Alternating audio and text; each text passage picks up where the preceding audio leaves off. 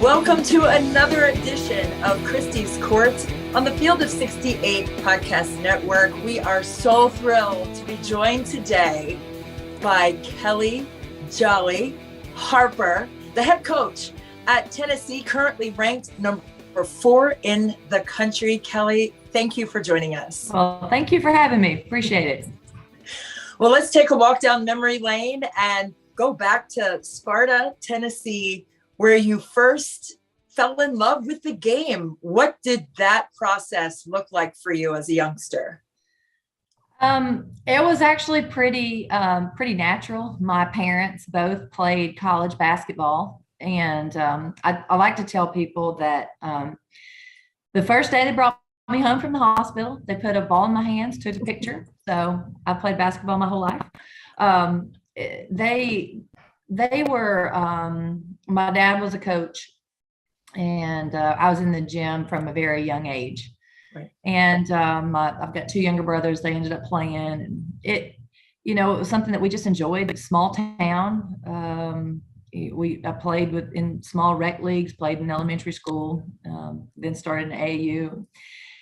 Just something that I loved, and something that my family loved and enjoyed together.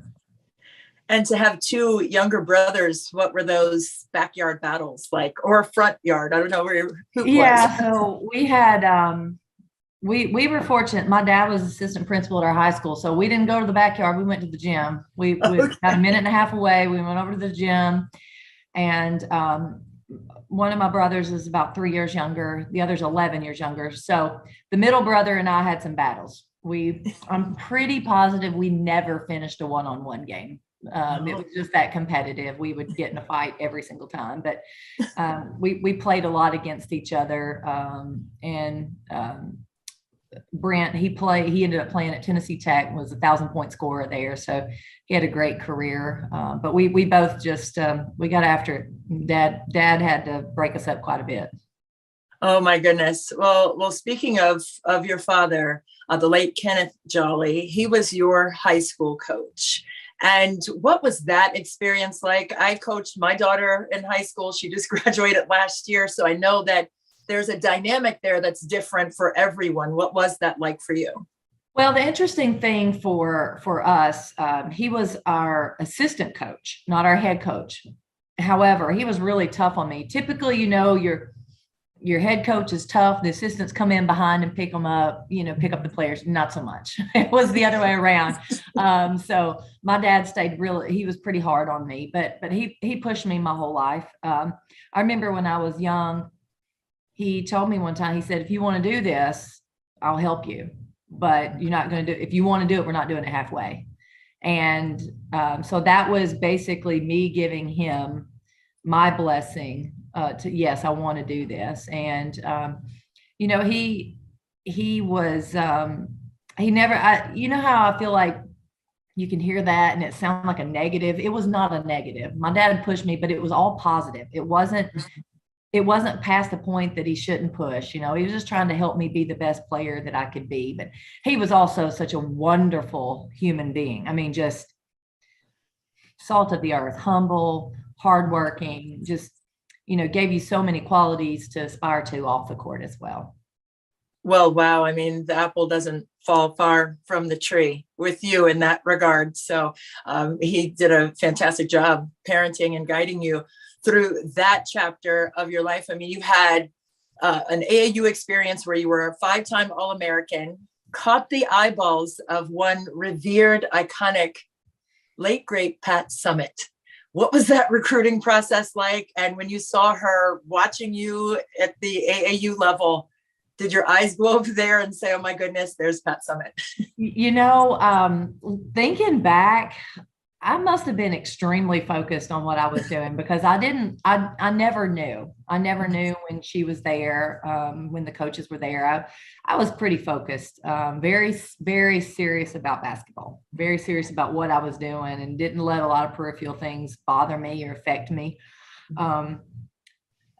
Now, when she came to games or when she came to Sparta, White County High School, everybody else knew. I mean, they weren't watching the game. They're going to watch her over here on the side. But I think that the thing that I remember the most about the recruiting process with her, I remember coming in, sitting in her office, and just embracing her air. I mean, she's sitting there, and I mean, I'm I'm a young, impressionable high school kid, and I'm hanging on every word that she says.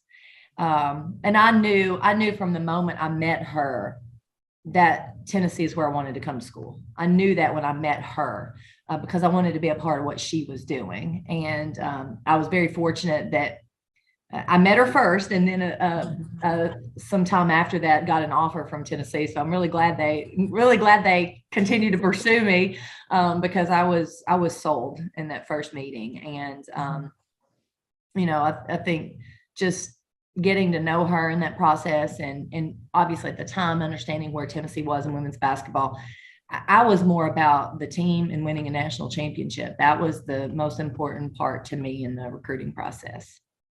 What were some of those words that you hung on to as a high schooler in that office? I remember her talking about what she thought I could do. And, my dad, this is where my dad had one on her. She thought I was going to come to Tennessee and be a shooting guard. And I was for my first year. My dad, my whole high school career, he thought when I got to college, I'd be a point guard. He said he felt like I was a point guard. He felt like that's what would happen. So he pushed me to really work on my point guard skills, even though I didn't really play point guard until my sophomore year of college. And so he had the foresight to know that was coming. But I remember, Pat just talking about what she thought I could bring, and knew my work ethic, and felt like it would be a good fit culturally for Tennessee. Oh boy. And culturally for Tennessee during your tenure, 3 consecutive national championships, including during your junior season, going 39-0. Walk us through those 3 seasons and how magical that was. I recently saw a video where you were cheering behind Pat as Pat was walking, and you just had this exuberance about you. It was so much fun to watch that too, but what was that like to experience it? I mean, I don't know that you've got all that time today on this podcast, but I think all three of those seasons were very different. All 3 championships felt very different. The first championship, it was the first one that Tennessee had won in a little while, and it was our first. And it was amazing. We played the way we needed to play in the big games, and just really exciting. The second year, we lost 10 games throughout the season. We were not expected to win. We were a dark horse. We were not,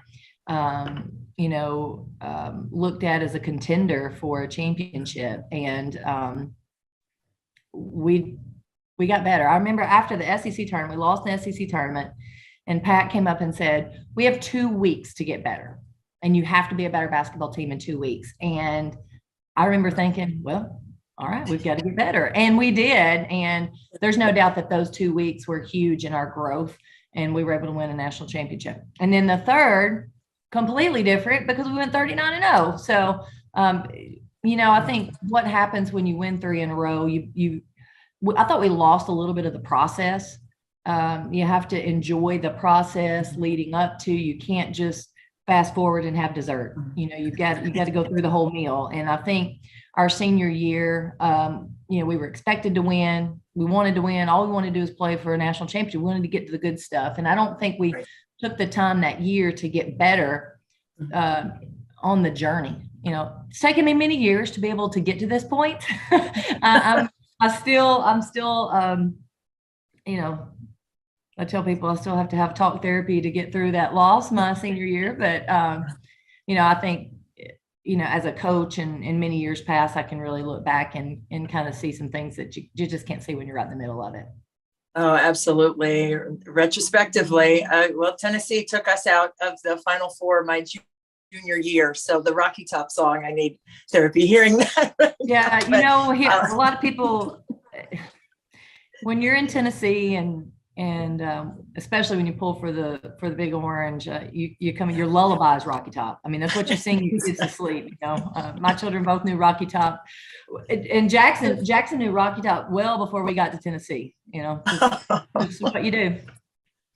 I love that. I love that. Your family, and we're going to get to that, but I want to get to your coaching journey that started at Auburn as an assistant coach. And you were there with Joe Champy, who was recently honored there at Auburn. What was that draw to get into that side of the game and coach? Yeah, I came to Tennessee, majored in math, minored in secondary ed because I thought that I was going to coach in high school. That was my initial game plan. I knew basketball was going to be a part of my life. It was a part of my family's life. It's just what we did, and I knew I wanted to coach from a very young age. Mm-hmm. But until I got to college, college is when I decided that, hey, you know what? I kind of like this.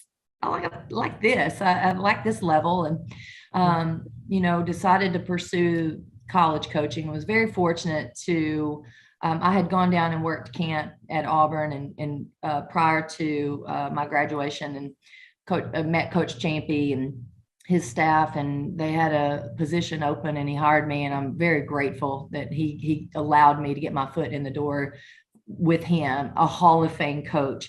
Yeah. I learned so much, because I think for me, just sitting back and just trying to absorb different ways to do things. I think, I'd seen how Pat did things, and now I get to go see how Joe Champy does things. And there's no right or wrong. There is no right or wrong. It's, you have to find what fits you. And I think being able to be there and work for him and see his approach to the game was really good for me. And then that next step, speaking of pioneers in the game of women's basketball, Jim Foster at Chattanooga. You and Jim Foster are the only two coaches to lead 4 teams to postseason play in NCAA tournaments. What was that experience like with him and learning from him? Well, actually, when I went to Chattanooga, Wes Moore was the head coach. Oh, so excuse me. Who is at NC State now. Exactly. And, top 3 team. So I had a chance to work for Coach Moore for 3 years. Okay. And again, I think now you've got Pat Summitt, you've got Joe Champy, you've got Wes Moore, all of them doing things very differently. So you're able to pick and choose, like, oh, I really like this. This fits me. That doesn't fit me. He does a great job with that, or she does a great job with that, but that's just not me. You get to start piecing together your identity. Right. And, I think you're just learning. You're just trying to soak things up and see what works, and try to also figure out what's going to work for you as a young coach. And then moving forward, you've got great role models behind you. Yeah, no question about it. And speaking of role models, another late, great, iconic pioneer in women's basketball, Kay Yow. Right after she passed away in 2009, you were named the head coach there at NC State. What was that like to not only coach basketball, but help the team through that process of Kay Yow's passing? Looking back on the time there, I'd spent 5 years at Western Carolina, so I had an identity as a head coach. But then going to NC State, I did feel like a big part of my job that first year was to help our players get through a really tough time, because you have this legendary, not just legendary coach, but just legendary woman that led so many young people and was just the kindest person, who meant so much. And that was just a really tough period, I think, for that team. And so, I think me being able to come in and although I knew Coach Yow, I wasn't connected to her in any way other than being a peer and, in the game. I think just being able to allow them to move forward without that heavy grief, I think was good for them, because I know they had a hard time. And it was definitely a challenge. I'll say there's no doubt about it. It was definitely a challenge in every program, and every time you're there, you have different challenges, and obviously that was one initially at NC State. No doubt about it. Loved her so much, miss her so much as well in the game. You went on to Missouri State and just had a fantastic run. I remember I called a couple of the games when you were coaching there, and you took that team ultimately to the Sweet 16 prior to coming to Tennessee. And that process of molding that program and just taking it and running with it, what was that experience like for you? Oh, that was amazing. It was so much fun, to take a program that was also very historic, and what Cheryl Burnett had done there, and Jackie Stiles, who we had on our staff and loved dearly. Yes. I think what we were able to do was get a group of young women that believed in what we were doing, that were very competitive, that had a little chip on their shoulder, and we had everything else in place. We had the resources, we had the facility, we had the administrative support, we had the fans. We just had to have it on the court, and we got a group that just continued to buy in, and just built strong culture. And by the time that our tenure was finishing up there and we were going to the Sweet 16, it was running itself. Our team could walk out on the court and run practice without me. They got it, and we were very very excited to have the opportunity to be able to play in a Sweet 16, and think it was just one of those moments you're going to remember forever. It was such a special group of young women. Oh, no question about it. It was so much fun. I remember the celebration in the locker room when you guys went to the Sweet 16, and that was just amazing energy in there because of that journey that you guided that team to. And you made the decision to go back to where it all started, to your beloved Tennessee. And the process of that, I remember you were in the golf cart with your son, Jackson, I believe, when he first got the job, and how just incredibly sweet the connection, not just with your alma mater, but with your family. I mean, your husband has been on your staff for several different rides in this journey for you on the coaching side. And now you have Jackson and Kylie, your daughter, who are back where it all started for you. What was it like to say yes to Tennessee and come back to it? It was a lot. It was a lot. It was a lot of emotion.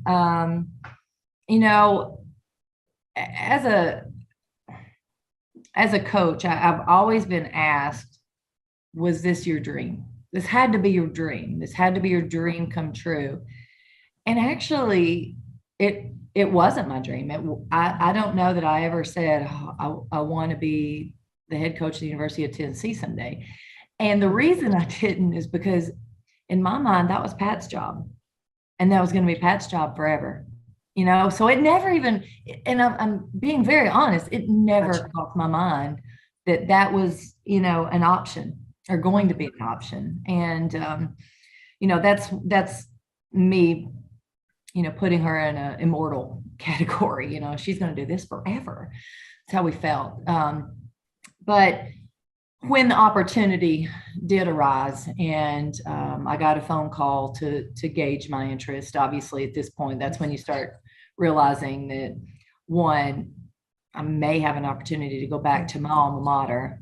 That's unbelievably special. Yes. Two, I may have the ability or may have the opportunity to coach the best women's program in the country. That's pretty good, it's a pretty good opportunity. So, but you don't just say yes without thinking through and really talking through and really understanding what the possibilities are and what the challenges are going to be. And, like I said, every program has challenges, every single one of them. And so I think for me, the love for my program, the love for my university, and was so strong that, and then obviously for me, the belief in this program and where we could go was very strong. The other thing that I think is critical, timing. The timing was the most perfect timing for me. I'm in a place in my career that I'm very confident with what I'm doing. And, I understand there's going to be a lot of people that are so excited about what you're doing. And then there's going to be people that are critical. There's going to be negative talk. There just always is. Yep. And I'm in such a good place that I can handle that and really move forward confidently with the direction that I want to take this team. Well, I love that so much. And there always will be naysayers, always will be that. But I mean, to stay the course, have the blinders on and put your ears back and do what you know you can do. With this program, ranked 4th in the country this year. Last year, I know there were some injury situations with a couple of your starters and a key rotational piece. All 3 of them were post players, but you still were able to manufacture some really terrific wins over top competition. What is that resilience about with you? And you just said you're confident with what you're doing, but when you're thrown some adversity because of injury and we're in this COVID situation, what is it about you that keeps the team where they need to be? Yeah. I've thought about that a lot. I think one of the things that our teams do when they step on the court, they believe. They have great belief, not just in what we are doing, but they have belief in themselves. They have belief in each other. They have belief in the game plan. And I think that matters. When you step out there with confidence, you can do anything. And, you also have to have a toughness and a work ethic. And we're very straightforward and honest with our team about where we're at and what we need to do. I don't know the magic sauce. I don't know exactly all the ingredients that go into it. I'm just coaching like I've always coached. But when I look back, man, we've had some really, really tough, mentally tough teams throughout my coaching career that, I can go back and they were just so competitive. Yeah. So obviously for us, getting the right players on the court and in the program, players that love what they do and that love to win and compete and that love the work, but that are good people. I think those things are really important to our success. It's the players. They do it. At the end of the day, they make the plays.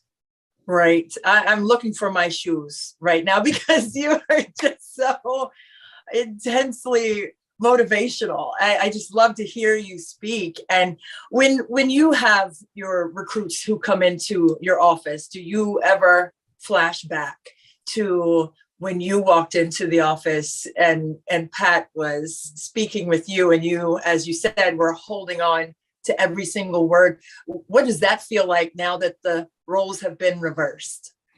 Yeah, when I'm talking to them, I just want them to understand the opportunity that Tennessee provides these young women. It's just different. It's just different when you walk to the mall and people want your autograph. The fans are just so much more invested here, and you're carrying a torch for so many former players and coaches.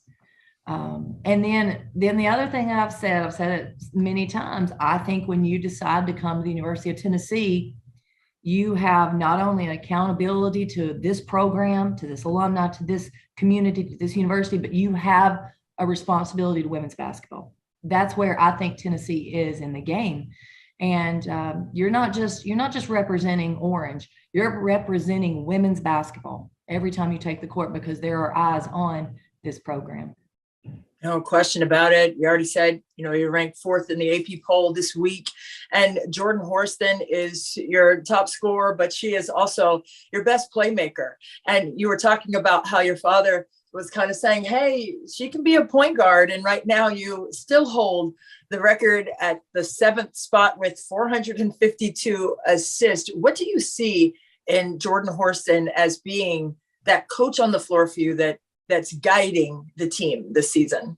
Yeah, Jordan has a great understanding of basketball, and I'll give you an example. The last game, I pulled her to the side in the middle of the play, said, "Hey, we're going to run this. Do you want to be over here or do you want to be over here?"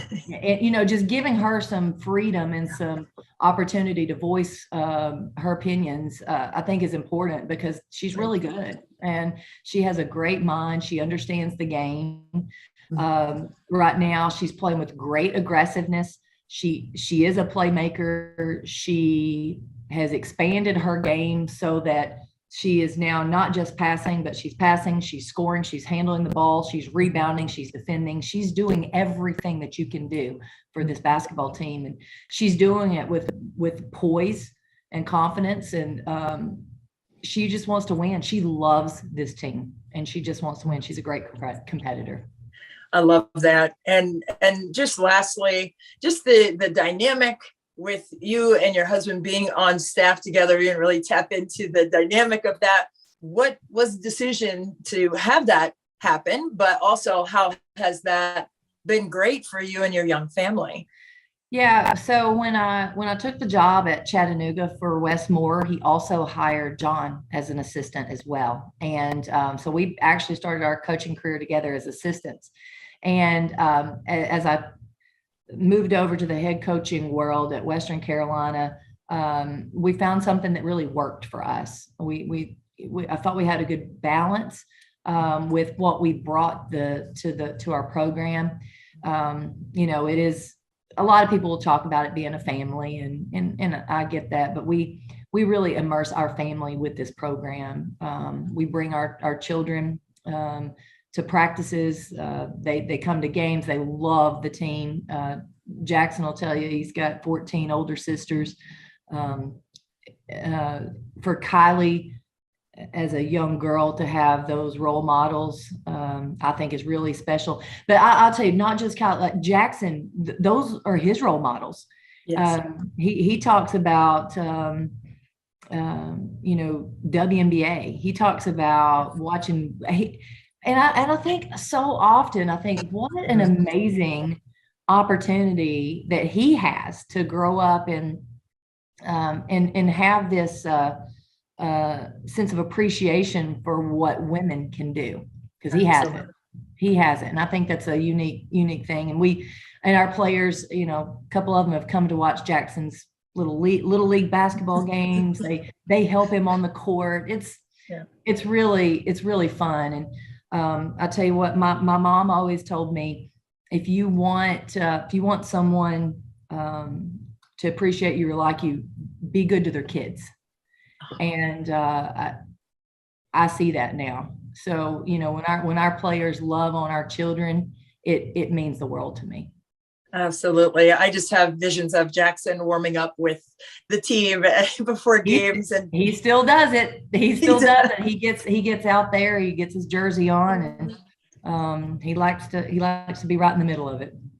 Oh my goodness. Well, speaking of being in the middle of it, you're in the middle of a fantastic season, 18-1, 7-0 in SEC competition this year. We so much appreciate your time today. And I know there's a court called Findlay Elementary School that is named after you. It's called Kellie's Court. Is that correct? Yeah. So our where I went to elementary school in Sparta, Tennessee, went to Findlay Elementary, and a couple of years ago they built a new school, built a new gym, and they decided to dedicate the gym, and the court is named Kellie's Court. I got to go and be there.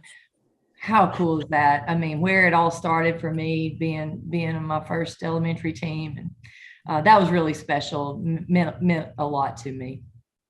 Well, it means a lot for us to have this time with you, from Kellie's Court to Christy's court. We appreciate your time today, Coach, and good luck against Auburn this week, and a big game coming up on February 6th against UConn. We'll have eyes on